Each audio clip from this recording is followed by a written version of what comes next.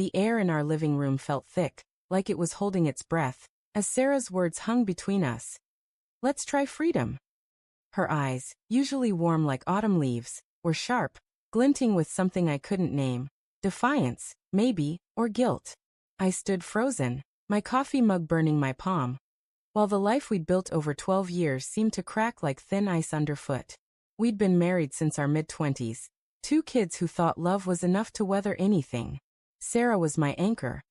Her laugh could pull me out of any storm, her touch a quiet promise that we'd always find our way back to each other.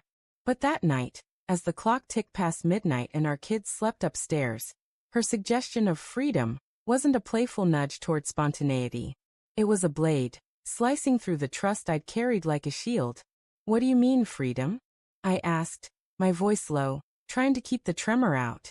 I set the mug down, the clink against the table louder than it should have been. She leaned back on the couch, crossing her arms, her blonde hair catching the lamplight. I feel trapped, Mark. Don't you?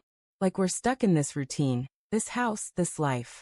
I want to feel alive again. I stared at her, searching for the woman who'd cried with me when we lost our first pregnancy, who'd danced with me in our kitchen to old jazz records. Trapped? The word stung, but I swallowed it. Okay, I said, forcing calm. Let's talk about it. What kind of freedom do you need? Her gaze flicked away, landing on the window where rain streaked the glass. I don't know. Space maybe. To figure out who I am outside of us. My chest tightened, but I nodded. Space. Sure. I thought she meant a weekend away, maybe time with her friends. I didn't know she'd already found her freedom. Outside our marriage, in someone else's arms. The next few weeks were a slow unraveling. Sarah started staying out late, claiming book club meetings or yoga classes. Her phone, once left carelessly on the counter, was now glued to her hand, its screen angled away from me. I tried to ignore the signs, telling myself I was paranoid. But doubt is a quiet poison. It seeps in, taints everything. I'd lie awake at night, her side of the bed cold, wondering if I'd failed her somehow. One evening, I found her phone unlocked on the kitchen table while she was in the shower. My heart pounded as I picked it up, guilt warring with suspicion. I opened her messages and there it was, a thread with Chris. Not her brother, not a coworker, but some guy whose words made my stomach churn. Last night was incredible, he'd written. When can I see you again? Her reply, soon. I'm working on it. The phone slipped from my hand, clattering onto the counter. The sound echoed in my skull as the room spun.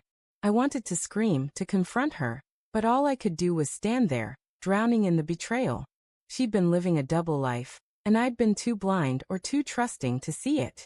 When she emerged from the bathroom, towel wrapped and humming softly, I couldn't hold it in. Who's Chris? I asked, my voice sharp enough to cut through her melody. Her face paled, but only for a moment. Then her jaw set, and she looked at me like I'd invaded her privacy. You went through my phone? Don't turn this on me, Sarah. Who is he? My voice cracked, betraying the hurt I was trying to bury.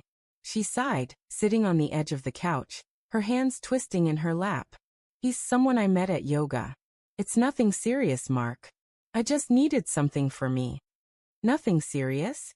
I laughed, a bitter sound that didn't feel like mine. You're sneaking around lying to my face, and it's nothing serious? What about us? What about the kids? Her eyes filled with tears, but they didn't move me. I didn't mean for it to happen, she said. I felt so lost. You're always working or with the kids, and I'm just here fading away. Chris makes me feel seen.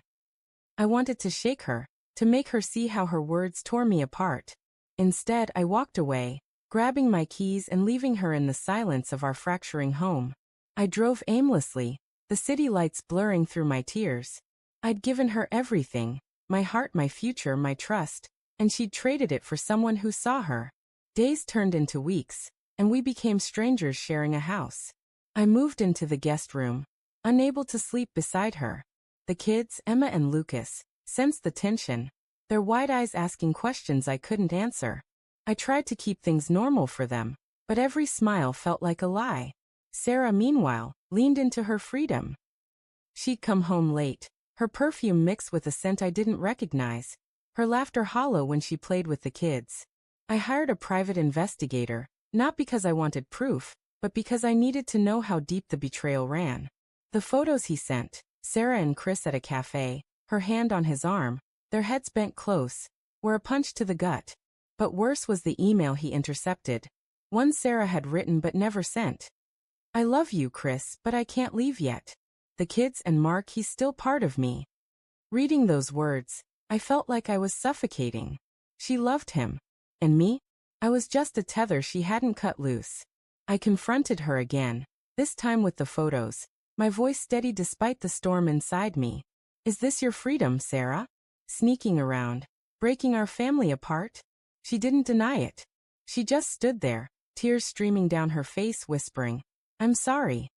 But sorry couldn't undo the lies, the nights I'd spent wondering where she was, the trust she'd shattered.